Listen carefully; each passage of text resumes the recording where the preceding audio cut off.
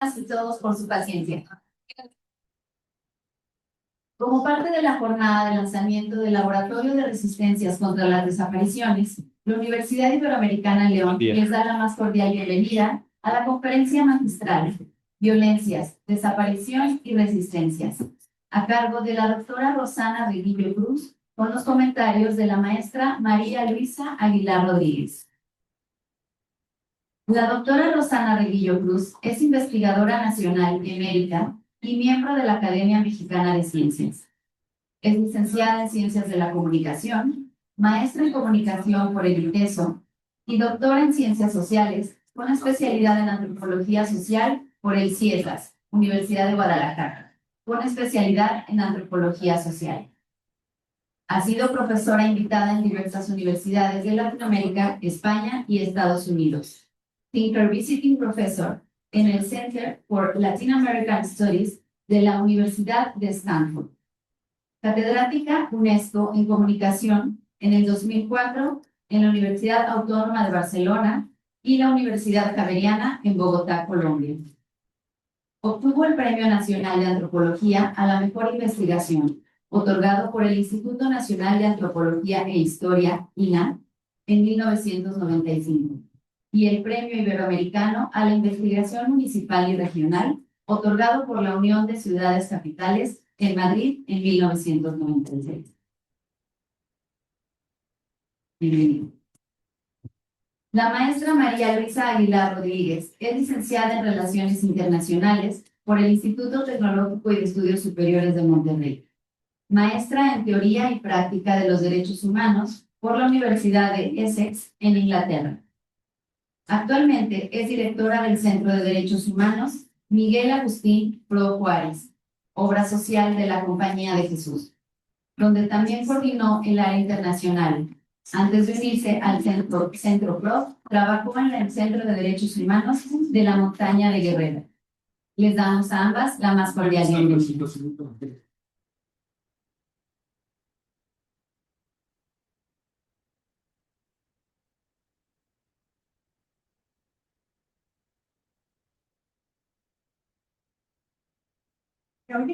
No.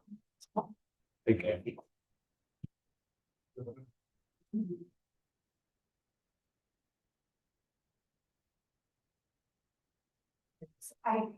Muy buenos días a todas y a todos. Me da un enorme gusto estar aquí acompañando esta importantísima apertura de este laboratorio.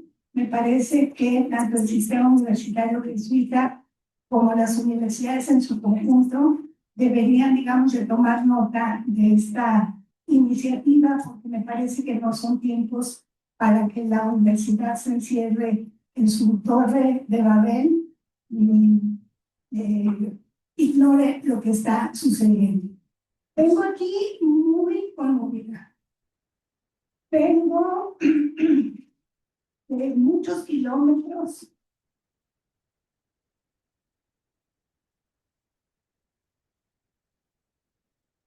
de que he caminado el dolor de este país y de otros en América Latina.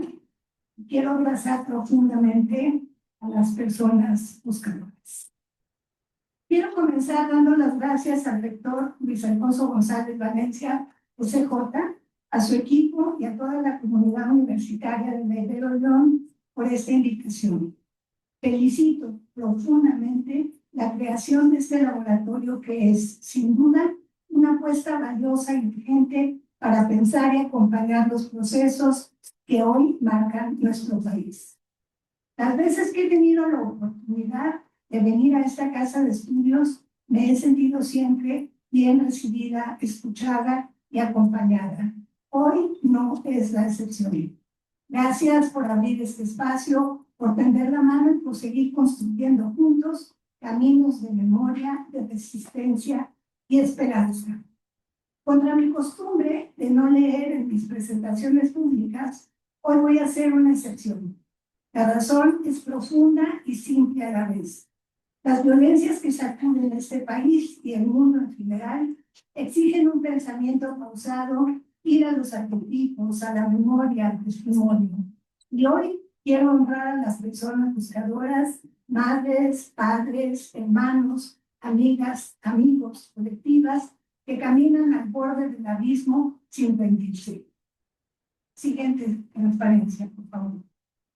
Está sentada en una silla de plástico blanco, el respaldo roto y sujetado con alambres. Tiene frente a ella un iPad agrietar, regalo de su cuñado migrante, desde donde sigue con atención la transmisión en vivo por Facebook del colectivo Guerreros Buscadores y del fotoperiodista Ulises Ruiz, porque acaban de entrar a un rancho abandonado en los alrededores de Teuchitlán, Jalisco. La señal se corta por momentos. No había ramas ni matorrales, solo tierra suelta, removida. La ropa no se vio desde el primer momento. Apareció más tarde, cuando el colectivo y el fotoperiodista de AP, Ulises Ruiz, lograron ingresar a la zona de construcciones. Tampoco había osamentas a la vista. El espanto entonces no vino de lo que se hallaba a la intemperie, sino de lo que esa tierra parecía ocultar. Demeter no parpadea. Cada paso que da la cámara es un posible hallazgo, una amenaza de certeza. No ha dormido bien en muchos meses. Su sueño, siempre agitado, recrea una y otra vez la noche en que Valentín no regresó, mientras ella encendía y apagaba la estufa donde hervía la carnita con chile que tanto le gustaba a su hijo. La llamo Demeter como aquella diosa que ante la desaparición de su hija descendió al inframundo y detuvo el ciclo de las estaciones. Nada debía florecer mientras Perséfone no regresara. Su dolor fue también una forma de interrupción del mundo, una obstinación contra el secuestro de la vida. Esta mujer, madre, buscadora, testigo, carga en su cuerpo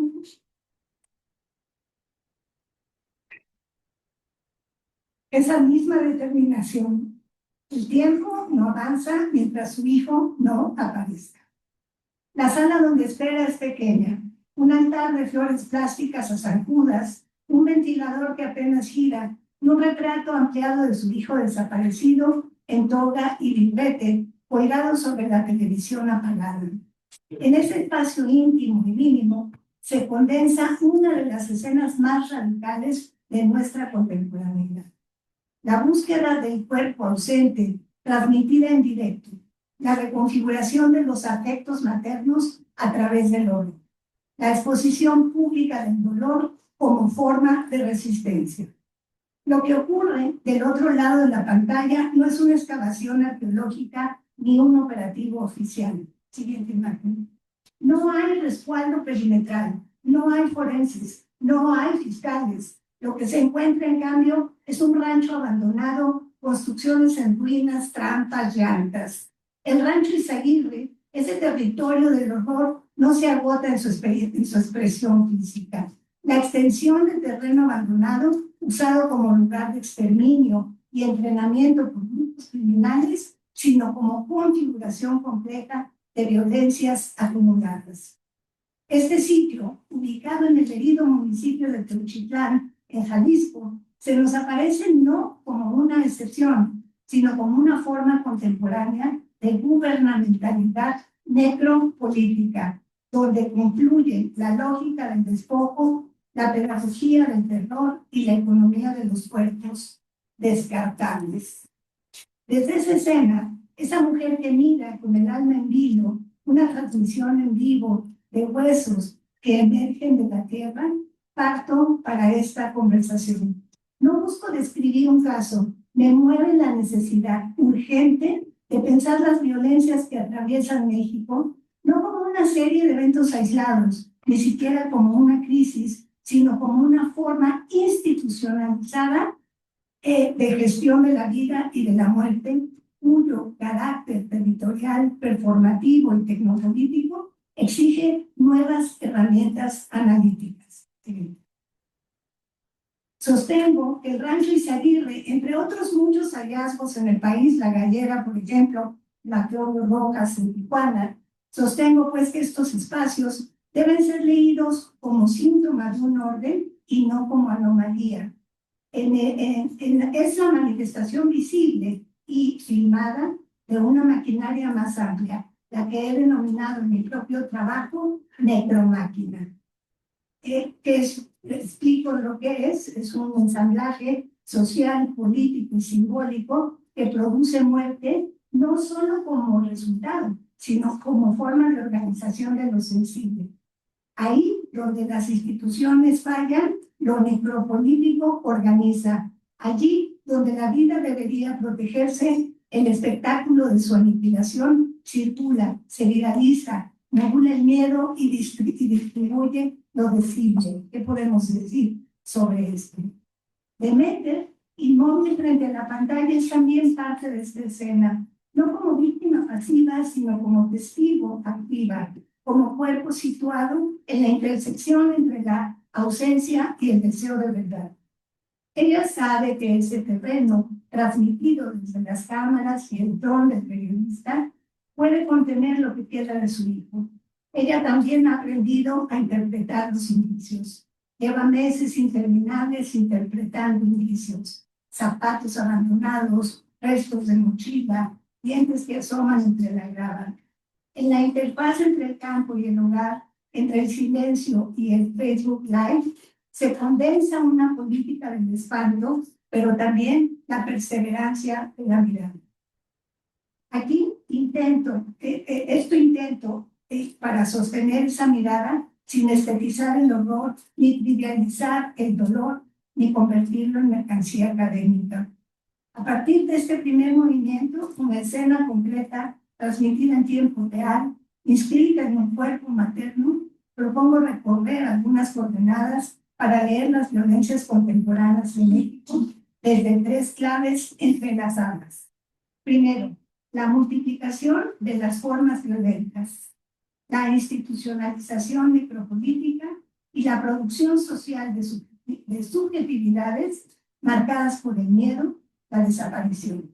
Y finalmente, la exposición forzada para cerrar con una posibilidad de traer un futuro distinto. En un reportaje reciente sobre un campo de exterminio en Tamaulipas, narrado por la extraordinaria periodista Daniela Rea, a quien Fabricio ya citó esta mañana, y fotografiado por la no menos extraordinaria Mónica González, se lee: hay algo siniestro en el hallazgo de los campamentos de personas secuestradas, los restos de cosas que quedan después de la huida de los criminales, desechos, cobijas, zapatos, ropas. Todo esto obliga a imaginar cómo vivían mientras estaban ahí, qué pudieron haber hecho con sus víctimas.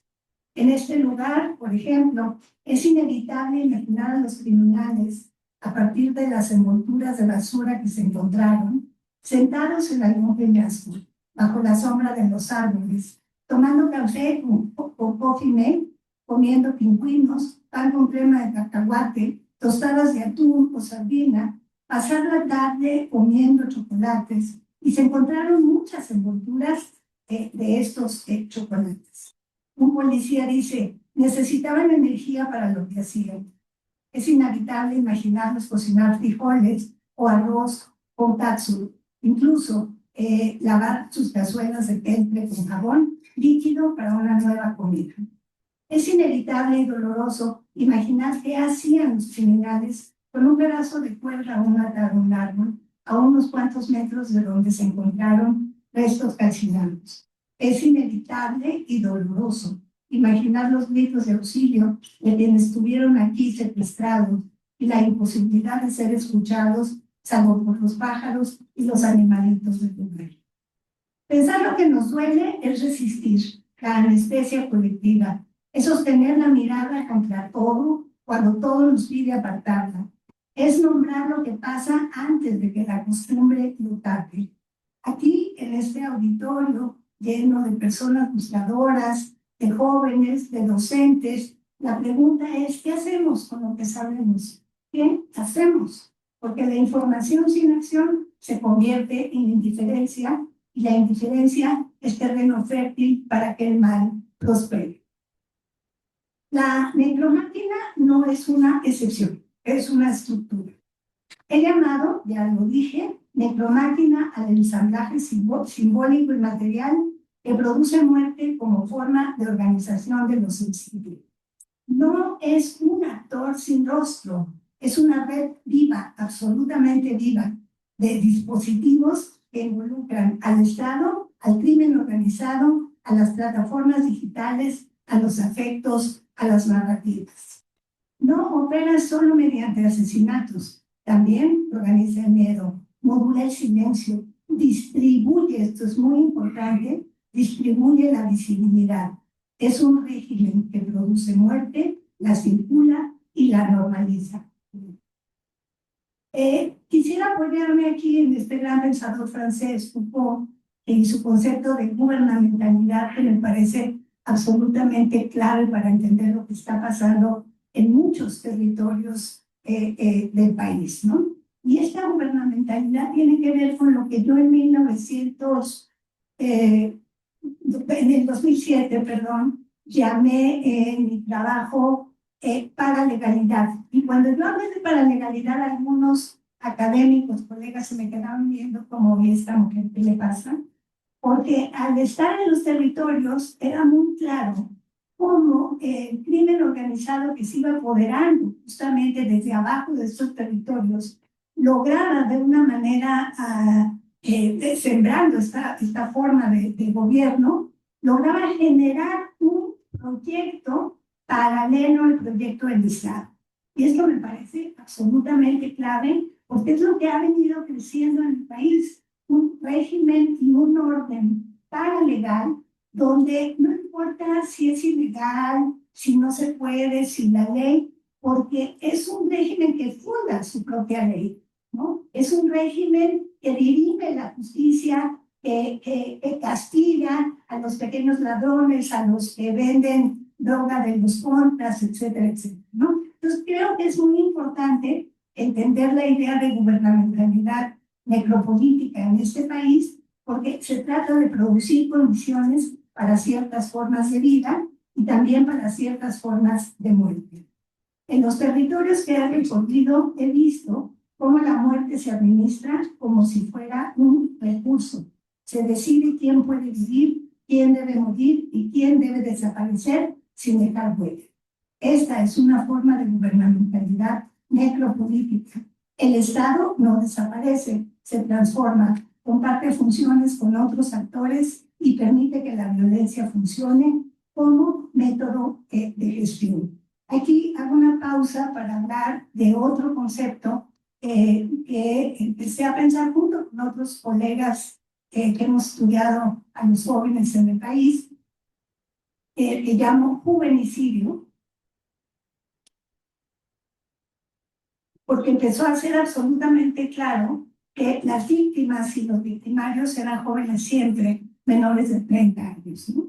En el extraordinario trabajo de Jairo López esto queda absolutamente demostrado y esto me parece que es muy grave. En un texto que llamé 43 Esperanzas, a partir de la desaparición de los estudiantes de Ayotzinapa, yo me preguntaba por qué esta necromáquina necesita el cuerpo juvenil para alimentar su fuerza, para alimentar su maquinaria de terror. Y las respuestas han venido llegando poco a poco, ¿no? Y es indudable que lo que necesitan es soldados de primera línea, por un lado, y por el otro lado, sembrar los mensajes que necesitan mandar. Siguiente. Pero aquí vengo también muy angustiada porque la desaparición no siempre es muerte, a veces y muchas veces es captura. Porque la desaparición no solamente es ausencia. En muchos casos, jóvenes desaparecen y reaparecen armados, como ha sucedido últimamente en Culiacán. No es metáfora, hay quienes hoy portan la bandera de sus verdugos convertidos en operadores del dolor ajeno. Ese tránsito del cuerpo vulnerable al cuerpo armado, reaparecer sicarios, es parte del horror que no siempre sabemos nombrar. Un desplazamiento ontológico forzado que desborda nuestras categorías de víctimas y victimarios, como las dos criaturas menores de edad que desaparecieron en Jalisco, sus familias angustiadísimas, y que aparecieron ejecutados muertos en una balacera en Culiacán. El tránsito entre la desaparición y reaparecer sicario, nos queda ahí un hueco, una nube, un masacote, diría mi abuela, de cosas que resultan muy difíciles de nombrar siempre. En lugares como Teochitlán, lo que vimos no fueron cuerpos, fueron zapatos, montones de ropa, fragmentos, mundos de trayectorias interrumpidas. No eran huellas, eran restos. No de soldados ni de sicarios, sino de jóvenes atrapados en la zona de nadie entre el reclutamiento y la desaparición. Esa zona es la que tenemos que tratar de entender, descifrar, atacar. Decía el funcionario del gobierno que están en la mejor disposición. Ojalá, ojalá, porque hasta ahorita no vemos nada claro. En ningún lugar del país no hay autoridad que esté, ni fiscalía que esté a la altura de lo que nos está sucediendo. Y son las madres, ¿sí? Son las madres, son las familias las que están haciendo el trabajo que le corresponde al Estado. Y eso es una, perdónenme, iba a decir una, iba a hablar en francés, pero me voy a contener, como dicen mis hermanos jesuitas, si necesitan, no me veré. Entonces, esto me parece que es absolutamente clave ponerlo en voz alta, ¿no? Porque estamos viviendo en este momento a la juventud como un excedente, ¿no? Como un residuo reciclable de este sistema, y esto es intolerable. Pero, digamos, me deslizo hacia una parte menos desesperanzadora, porque creo que es nuestra obligación sostener la esperanza. Me parece que eso es clave. Y creo en ese sentido que el punto de partida del laboratorio que hoy se lanza aquí en León es pensar la desaparición no solamente como un daño, sino como un síntoma de un orden que puede ser interrumpido. Propuse hace tiempo la noción de contramáquinas, mi libro Necromáquina, cuando morir no es suficiente. Esta noción de contramáquinas me ha permitido nombrar esas pequeñas resistencias, ¿no? Que son las que permiten retrasar, ralentizar el horror. Voy a hacer otra pausa aquí importante. En el libro reciente escrito a 2 manos, a 4 manos, entre Javier Sicilia y Jacobo Dayan, que acabamos de presentar en el ITESO el miércoles pasado, hay un pasaje hacia el final que a mí me comió el cerebro, que me pareció que dialogaba bien con mi noción de contramáquina, y es la figura del catecón. La figura del catecón viene es por supuesto religiosa, viene de San Pablo, y es una figura que nombra para algunos la ley, para algunos una fuerza, para algunos el trabajo comunitario, que lo que hace es retrasar el umbral del fin, el umbral del mal, el umbral del dolor, y genera un tiempo en el que todavía podemos actuar. Entonces, quizá este laboratorio está llamado a convertirse en un catecón, ¿sí? En un espacio que prolongue, ¿no?, esos umbrales en los que todavía nos es dado actuar, ¿no? Entonces, quisiera terminar encima, señalando simplemente la idea de que las contramáquinas, que son estas madres, ¿no?, que tejen, estas madres que hacen recetarios, estas madres que hoy crean en Guadalajara el Coro Inolvidable, ¿no?, mujeres que cantan su dolor, y que me parece que es absolutamente relevante, ¿no?, para, digamos, enfrentar el estresor del daño en el que estamos, ¿no? Entonces, por ejemplo, pienso otra vez en la tecnología del duelo, ¿no?, como medio de denuncia y ofrenda a la vez, el horror que se va abordando para que no devore la palabra.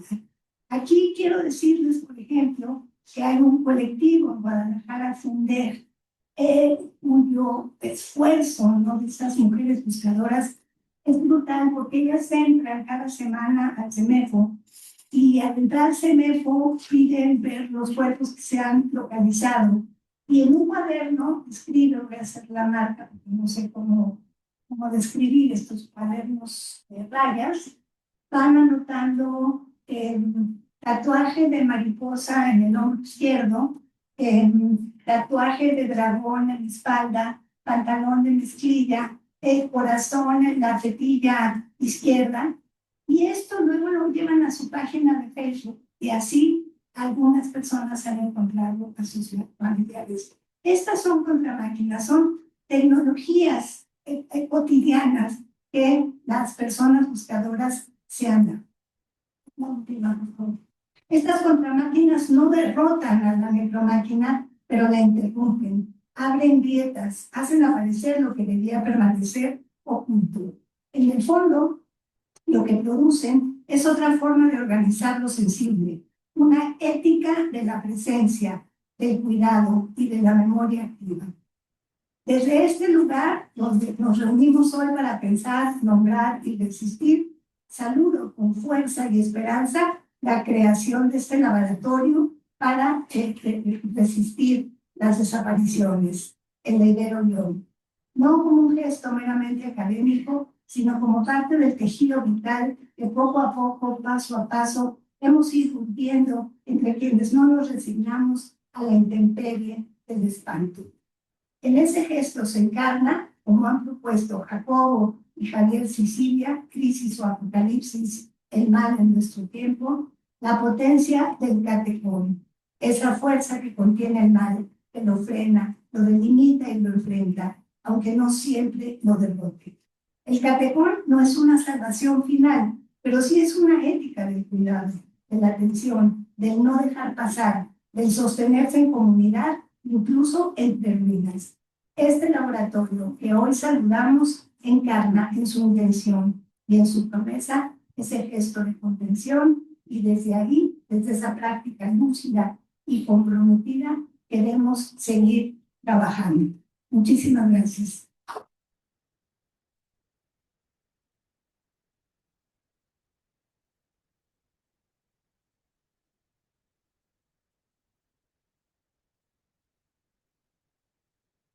Agradecemos la conferencia de la doctora Reguillo. Corresponde ahora el turno de la maestra María Luisa Aguilar Rodríguez, quien nos compartirá algunas reflexiones sobre las líneas generales de la conferencia.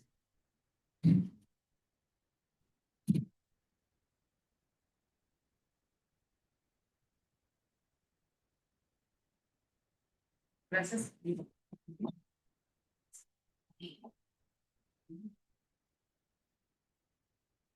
Muchas gracias y muchas gracias a Maribero León por la invitación. Gracias, Rosana, siempre por tu palabra tan compleja, profunda, pero también tan sensible hacia lo que vive el país.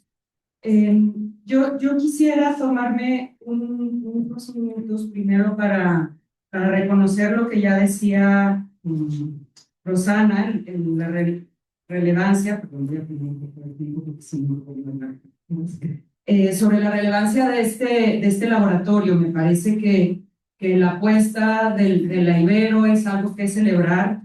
Agradezco mucho la invitación para poder ser parte de este espacio, pues como ya lo decían en la inauguración, el objetivo de las obras jesuitas, ignacianas, como la propia obra social del Centro PRO, siempre es estar también cercanos a quienes más sufren, a quienes están más en situación de mayor vulnerabilidad. Eso es lo que hacemos nosotras en el Centro PRO todos los días, pero en particular para las universidades, nuestra experiencia ha sido desde el Centro PRO que, bueno, son unas obras educativas cuyo objetivo es la excelencia académica, pero que también tienen que tener una perspectiva de pertenencia social y sobre todo transformadora. Y creo que con este tema en particular, con esta apuesta del laboratorio, se acerca la Ibero León a poder poner en el centro de un tema tan doloroso acción acompañada por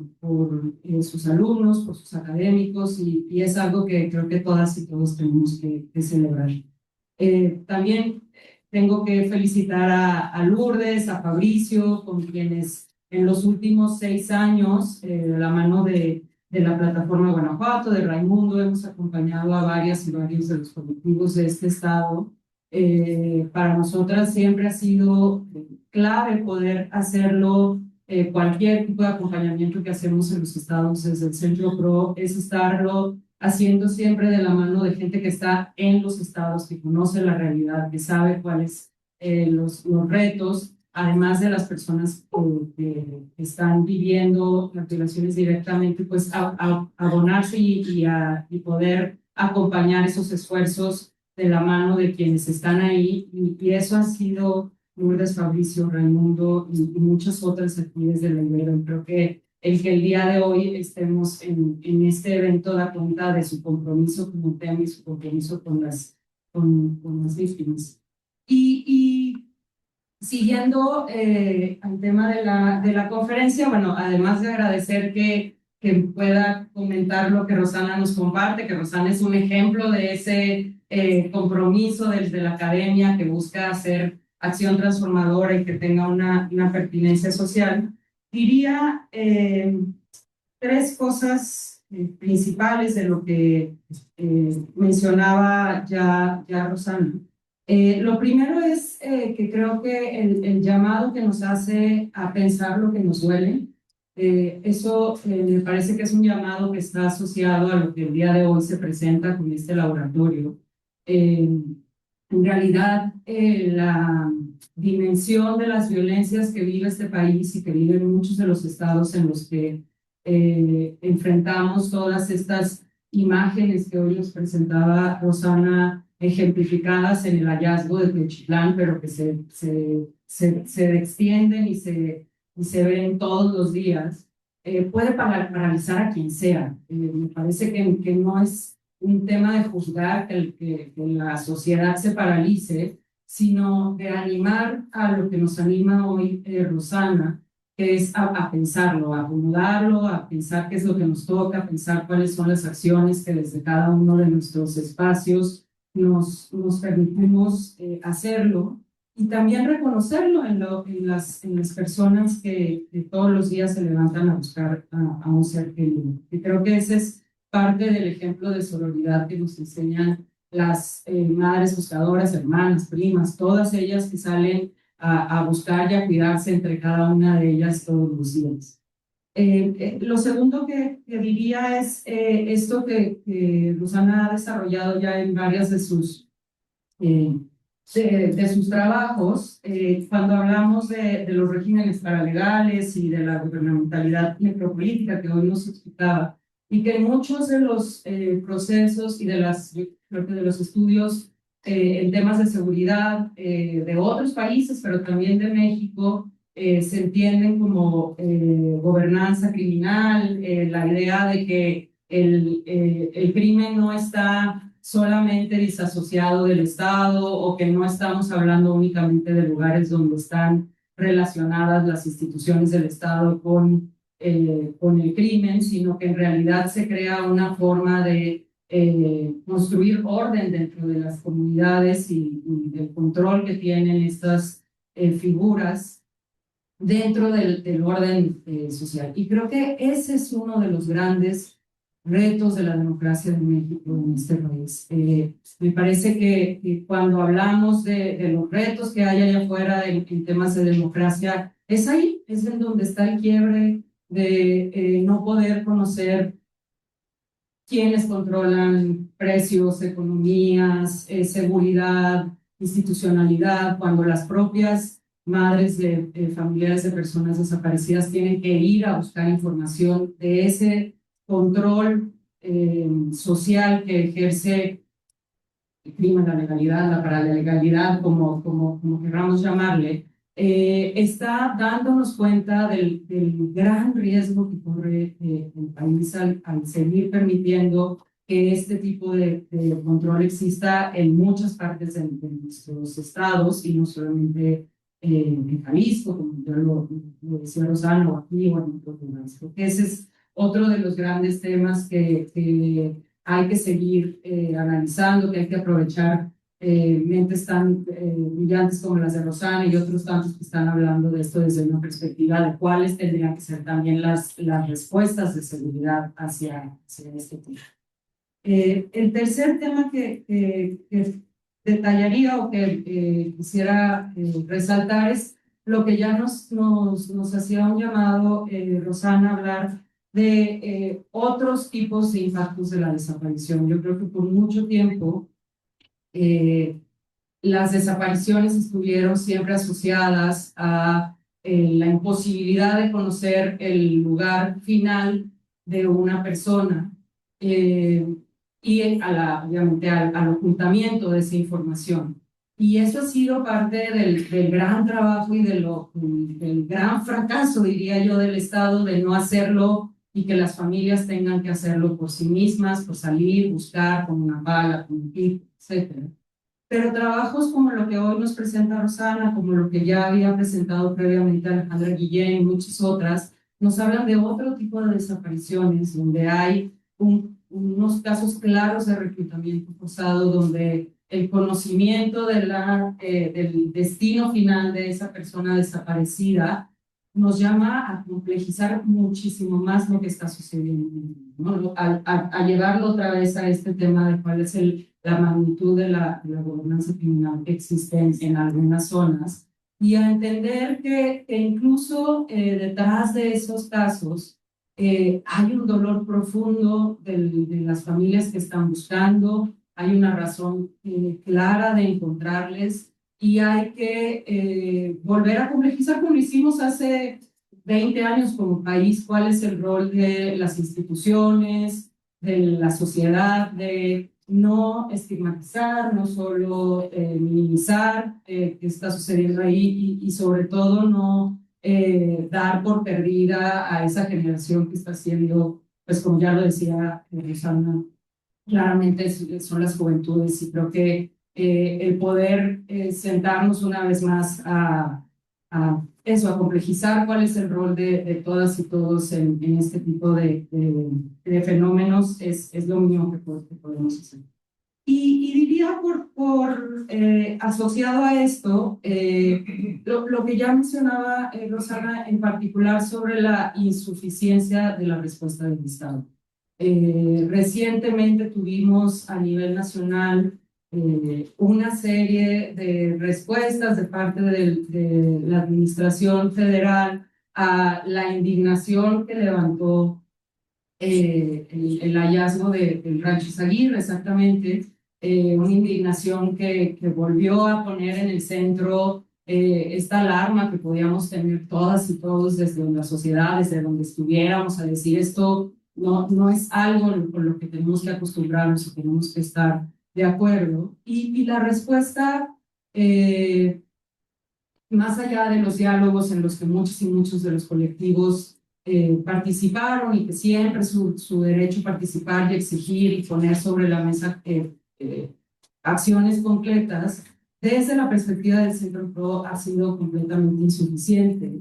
No aborda estas complejidades que el día de hoy estamos discutiendo, ni aborda todos los temas que hoy se están poniendo en el centro de las discusiones en temas de la magnitud de la crisis forense, de la magnitud de la violencia, pero sobre todo tampoco la parte que hoy se está poniendo en el centro de cómo evitar que haya acciones de olvido y más bien priorizar acciones también en memoria desde las propias instituciones. Y por eso creo que el último tema que nos trae a la mesa Rosana es el tema de las resistencias, de lo que hoy nos une aquí en el laboratorio. Y creo que no son cosas menores, y me tomo 2 minutos para hablar de esto. Creo que en un contexto de país donde en cada uno de los estados podemos identificar al menos un colectivo de familiares de personas desaparecidas que está creando un nuevo parque, apropiándose de una glorieta, apropiándose del nombre de un parque para renombrar lo que significa la maternidad en la madre en la Ciudad de México, de donde sale todos los 10 de mayo una marcha para poder recordar que las madres, que muchas madres en México no tienen nada que celebrar el 10 de mayo. Pienso en otras resistencias, como hoy me enseñaban una sudadera intervenida con arte que puedan presentarse, fichas que llevan en sus techos, en algún tipo de ficha de identidad, que sean las de su ser querido. El coro que nos contaba ayer Rosana, maravilloso, que crearon las madres en Jalisco, para poder hablar de ese dolor, de otra forma. Los bordados, el zócalo intervenido con el contexto de Teuchitlán, ¿no? Las madres apropiándose de ese mapa que presentó el fiscal en su conferencia de prensa y después llevándolo al frente del Palacio Nacional. Las marchas de las familias de Ayotzinapa el 26 de cada mes por 11 años, a veces con 10 personas, a veces con miles de personas. Los murales que se están terminando de hacer, el propio esfuerzo que se está haciendo para resignificar lo que fue el hallazgo de Salvatierra aquí en Guanajuato. Todos esos esfuerzos son esfuerzos que estas familias hacen con sus propios recursos, con su propio tiempo, con sus esfuerzos, con su dolor a carga. Y que creo que hay mil y un formas desde los distintos espacios, desde los distintos espacios académicos, sociales, etcétera, para acompañarlas, para abonar, para seguir trabajando con ellas. Y por eso creo que este laboratorio suma justo a esas resistencias, a esta ética de la presencia, de cuidado y de memoria que nos llama Rosana a construir. Y cerraría diciendo nada más, la semana pasada en el Centro PRO, Almadelia Murillo estuvo presentando su libro para algunos colectivos, fue una presentación cerrada. Y hablábamos de algo que tiene muy claro desde el inicio en el libro, que dice que es que hay duelos que se pueden acompañar y no se entienden. Yo creo que eso es lo que este laboratorio está haciendo al acompañar a muchos y muchos de los colectivos de este estado. No tenemos por qué comprender ni entender el profundo dolor que es un duelo interrumpido como es el de la desaparición, pero se puede acompañar. Y yo agradezco mucho que la Ibero esté apostándole a ese acompañamiento y que nos hayan invitado a acompañar en este evento.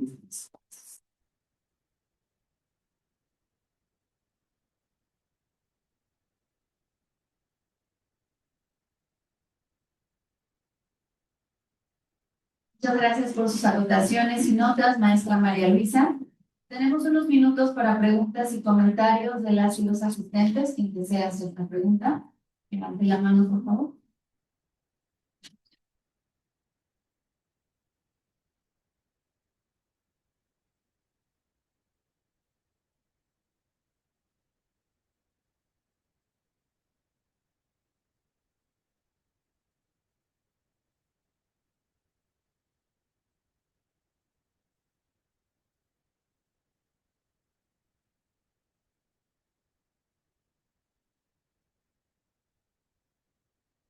Buenas tardes, mi nombre es Javier Barajas. Yo tengo una pregunta bueno, no es pregunta, más bien es lo que decía la doctora. Nuestro gobierno dice que vamos a estar con ustedes. Yo siempre lo he dicho, para buscar a tus familiares, solo tú. Yo busqué a mi hija, perdimos un hijo, después de encontrar a nuestra hija, perdimos a su hermano, de igual manera por buscar y rescatar a su hermana en el predio del barrio de San Juan, en Salvatierra. Actualmente estamos desplazados precisamente porque nuestro gobierno no nos da la seguridad. Nuestro gobierno, el levantar la voz, es sinónimo de muerte. Yo a Guanajuato, yo a mi Salvatierra no puedo regresar. ¿Por qué? Primero, por nuestras autoridades. Segundo, porque los recuerdos acabarían conmigo. Nosotros, los que perdemos un familiar, no vivimos, sobrevivimos. Y más cuando no encontramos una verdad y una justicia, que muchos anhelamos y buscamos.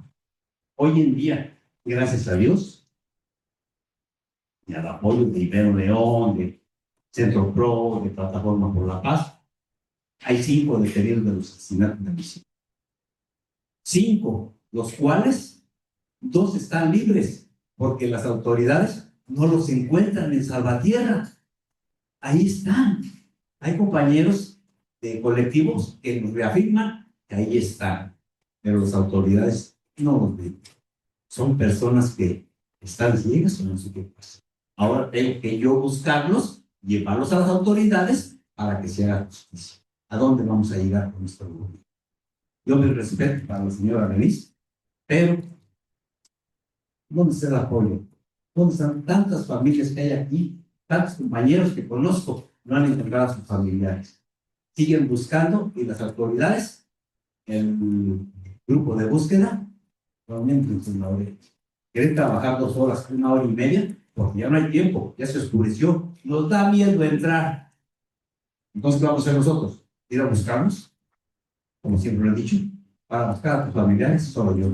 La pregunta era esa, doctora. Muchas gracias por ese comentario tan bueno que hizo para nuestra autoridad, que estaba, ya no estaba, pero bueno. Pero a sus oídos ha de llegar, ¿sí? Y para buscarlos únicamente los familiares. Muchas gracias.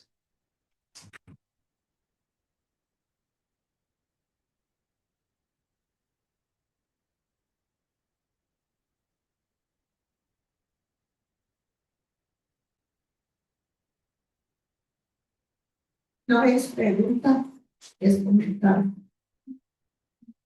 Lo que dice el compañero, nunca los vamos a entender. Porque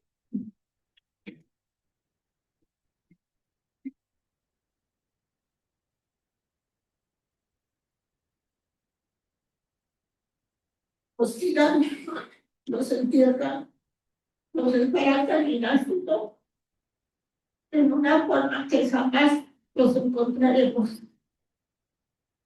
Y como siempre le he dicho, mil gracias a la Ibero, Fabricio, a todos, que han sido una fuente de ánimo, amor y consuelo. Y estoy muy agradecida porque sin este apoyo, sin este acompañamiento y sin este recinto de aguante, sufrimiento y dolor, yo no hubiera sobrevivido. Es un dolor muy profundo, muy intenso, el que estoy sola, no puedo ir a buscar a mis hijos, lo busco con mis oraciones, con mis comentarios, a las compañeras de Buscadoras Guanajuato que saqué al grupo que pertenezco. He tenido audiencias muy profundas y lo primero que me dicen, ¿dónde lo vas a buscar? Vete con el grupo fulano de narcos, de delincuentes. ¿Por qué nos discriminan las autoridades?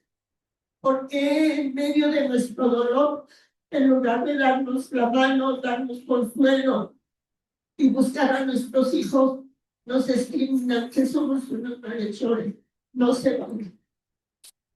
En una convivencia que tuvimos aquí en la calzada, aquí en León, Guanajuato, me dijo el periodista que qué le diría a López Obrador, ¿por qué no atendió a las buscadoras de Guanajuato y vinieron de otro país? ¿Por qué?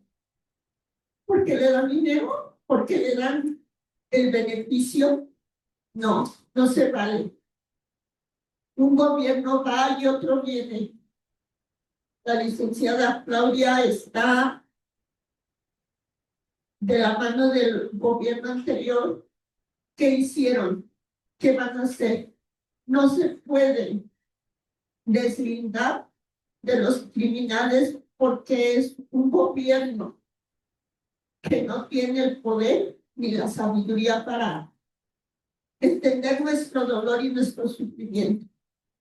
Mil gracias a todos sus precintos, todos sus ayudas, palabras de ánimo, amor y consuelo me han fortalecido este acompañamiento de cientos de personas que están con el mismo dolor. Mil gracias por abrazarme con sus palabras. Nuevamente les digo, si no fuera por ustedes, no podría aguantar este dolor. Mil gracias, perdón.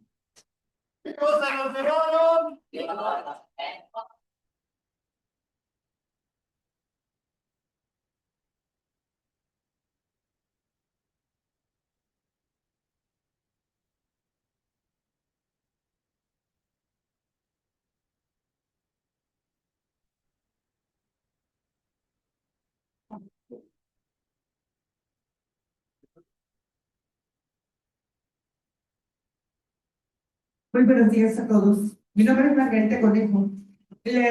A una pregunta, maestra Rosana. Creo que usted no es de aquí porque no hablo ninguna cosa del estado de Guanajuato. Entonces, en el estado de Guanajuato sí hemos encontrado cosas grandes, por ejemplo, la de Salvatierra es muy grande. La de Sauter Villaseñor también muy grande, que ahí se trabajó mucho tiempo ahí. La última que se acaba de encontrar, la de la Calera, la de Acámbaro. Entonces, sí hay cosas muy grandes en el estado de Guanajuato y no se nos ha mencionado. Por lo que no nos dice. Gracias. Gracias. Sí, lo que intenté hacer en mi reflexión compartida era partir de un caso particular que fue el del ranking Seguirre de Chiclán para pensar el dolor de todas. O sea, de ninguna manera mi intención es minimizar. Al contrario, he estado muy en contacto con Fabricio, pero digamos lo que intenté fue construir desde un caso particular lo que yo estoy leyendo de la gravedad, que indudablemente, pues todos los días se saben las noticias de hallazgos terroríficos en Guanajuato, cosas, lugares de exterminio, y esto me parece gravísimo, y mi intención fundamental es abrazarles con mucho amor.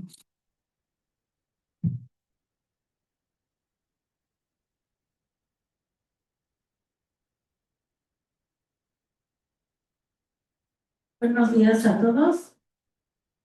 Yo vengo del colectivo Salamanca Unido y busco a mi hijo Cristian Uriel Miranda López.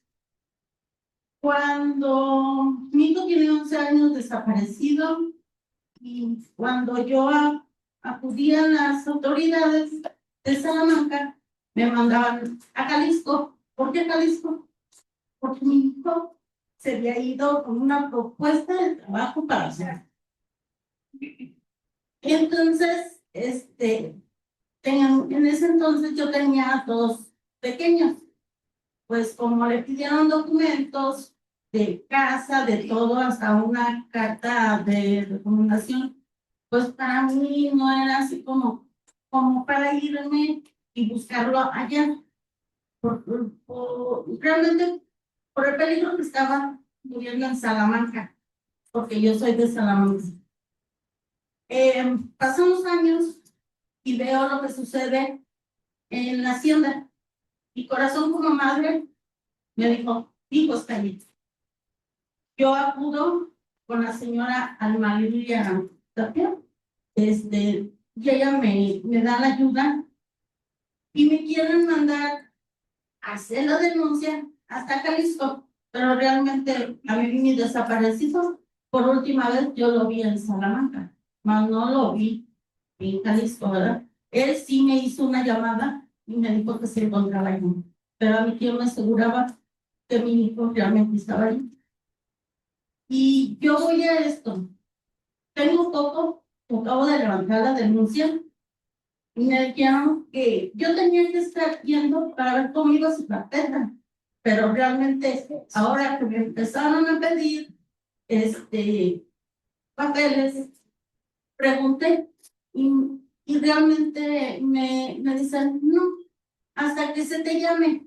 Yo estoy acudiendo constantemente a los eventos cuando, por ejemplo, nos hacen la galería. Yo pregunté, porque yo no miraba cuenta de que en galerías pasaban así de otros estados. Le digo, esto es nivel nacional. Y yo, no, es estatal. Es que yo mi desaparecido lo busco en Jalisco. Y me dice, no, tienes que pedir, ve a tu agencia donde te toca, tienes que pedir que te den la galería de Jalisco. Pero yo hago ese comentario en la agencia y realmente me dicen, no, es que te tienes que esperar porque realmente va ahorita tu carpeta. Y no, no sé a qué se deba esto, ¿verdad? Pero para mí sí es algo que me duele como madre, porque tantos años han pasado y veo una luz que empieza a encender y decir mi corazón, ahí está tu hijo, pues yo quiero tener esas posibilidades de buscarlo y de encontrarlo ahí, ¿verdad? Entonces, yo sí requiero de apoyo que me puedan dar, pues, la posibilidad de poder encontrarlo en la galería de Jalisco. Eso es lo que yo quería compartir. Gracias.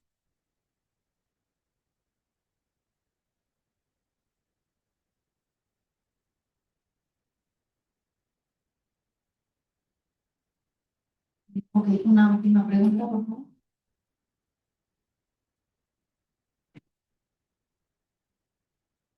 ¿Qué tal? Buenos días. La pregunta es para la doctora y la otra expositora.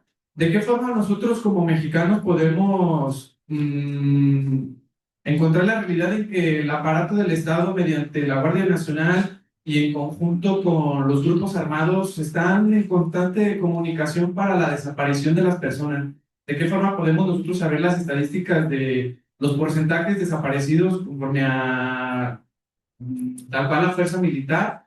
¿Y de qué manera podemos parar estas formas de reclutamiento? ¿Cómo podemos defendernos como jóvenes? Porque en el sistema actual, en el capital, nosotros buscamos la oportunidad de salir adelante y como para que nos secuestren a buscar esta oportunidad.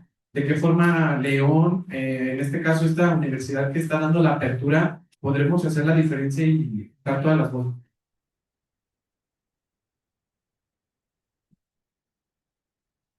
Yo quisiera decir dos cosas. Primero, con respecto a usted, señora, es que la entiendo perfectamente y yo no podría guardar silencio frente a la burocracia de administración. O sea, los casos, como de usted, ¿no? Que te dicen casos, pero son historias humanas, familias deshechas. Me impresiona mucho el señor que dice, no puedo volver porque los recuerdos me matarían. Todo eso hace parte de una, no solamente de ineficiencia, ineptitud de los aparatos estatales, municipales, federales, sino de una profunda indolencia, ¿no? O sea, la negación constante de la realidad, desde la tribuna más alta del país a las 7 de la mañana en punto, es ya vergonzosa, vergonzosa. Entonces, yo quisiera tener una respuesta para ti, decirte, mira, te hace así, ¿no? Paso A, paso B, paso C, pero el problema cuando yo digo que esto no es una anomalía, sino un orden que se ha ido asentando, implica en que también como sociedad, y aquí hablo a los empresarios, ¿no? Están tan a gustito haciendo negocios y están callados. O sea, cuando el país está como está, ¿no? Entonces, lo que quiero decir frente a esto es que como sociedad hemos ido ablandando los límites de lo tolerable, ¿no? Cuando llegó el umbral de Ayotzinapa, dijimos ya, ¿no? O sea, ya, esto no puede ir a peor, llegamos, tocamos, la sociedad se organizó y de pronto empezó a bajar. Pero la gente tiene vidas cotidianas y cosas que hacer pero me parece que la gravedad del asunto exige, como tú bien dices, generar estrategias, por lo menos de contención de este daño.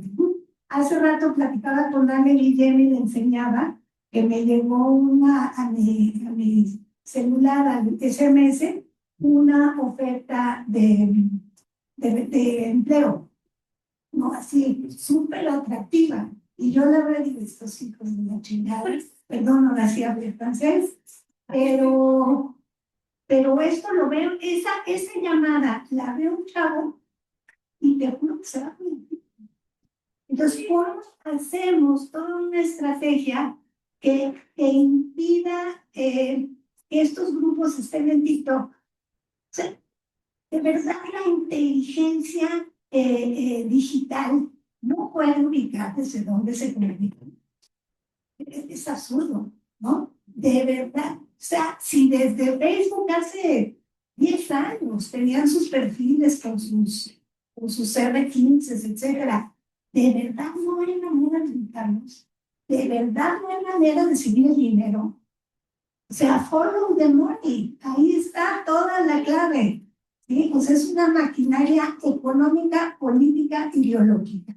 Y que tiene, no digo que todo sea, todo el Estado esté corrupto, pero indudablemente partes del Estado que están corruptos. Entonces, no hay respuestas, no hay manual de sobrevivencia. Entonces, aquí tenemos que cuidarnos entre todos.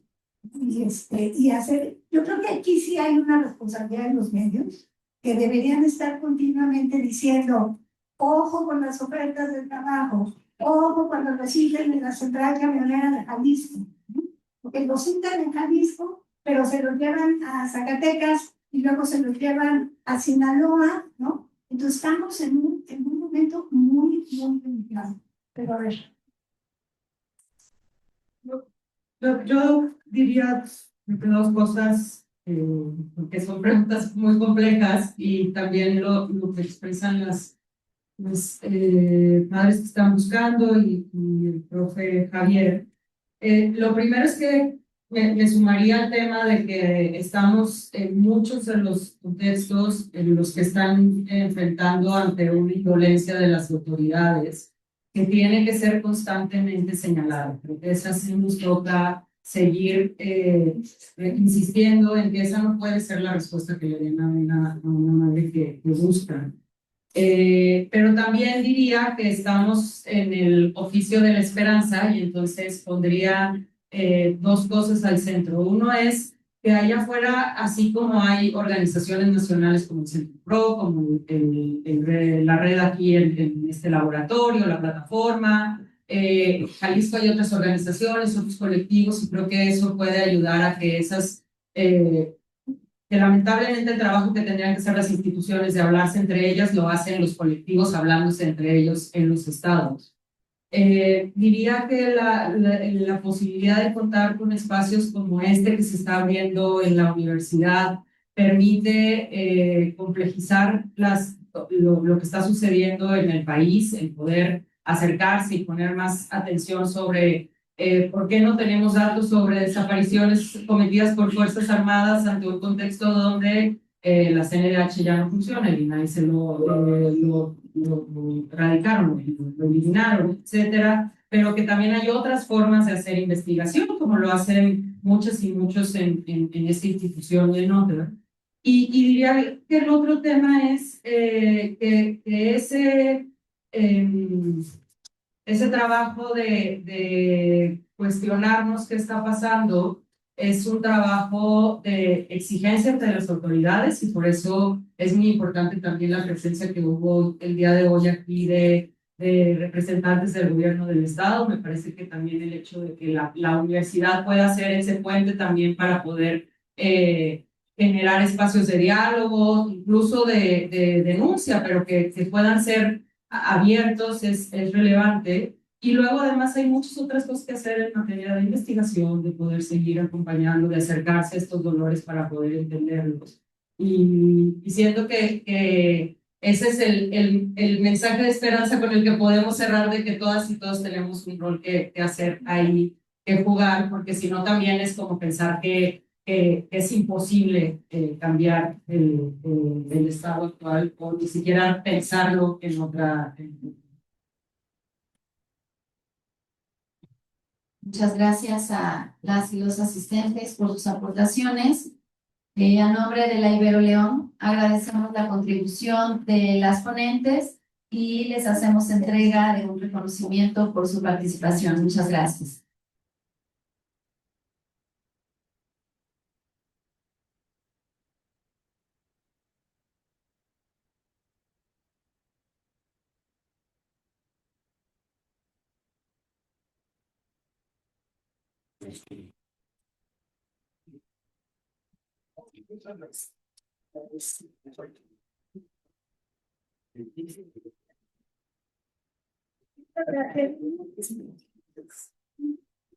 Gracias. Les comento la siguiente actividad. Será el panel Resistencias y Afrontamiento, Respuestas ante la crisis de desaparición, con intervenciones de compañeras buscadoras en representación de diversos colectivos y el representante de la Comisión Estatal de Búsqueda de Personas.